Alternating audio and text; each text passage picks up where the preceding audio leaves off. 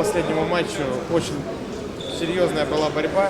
Что все-таки не получилось? Как думаете, чего не хватило? Тяжело сказать, чего не хватило, скорее, чего хватило соперникам. Очень опытная команда, сыгранная, с большим опытом игр и на профессиональном уровне, бывшие все профессионалы.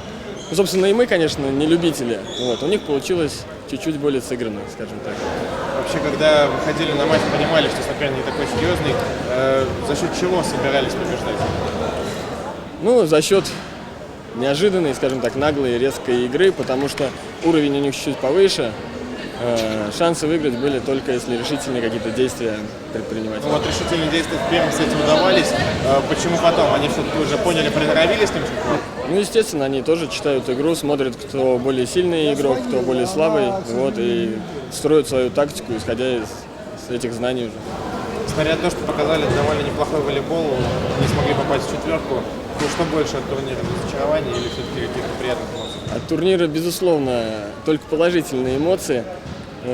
Вообще, в Сбербанке это большая радость участвовать во всех этих турнирах.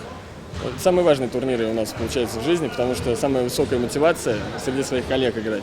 Вот. И ты все время максимально собран. Ну и это самые приятные победы и самые приятные соревнования, какие бывают. Насколько вам было комфортно играть при такой поддержке? Поддержка очень хорошая, ну как помогают родные стены, говорят, да. Было очень приятно, что столько болельщиков. Вот, спасибо всем. Спасибо большое вам. Спасибо.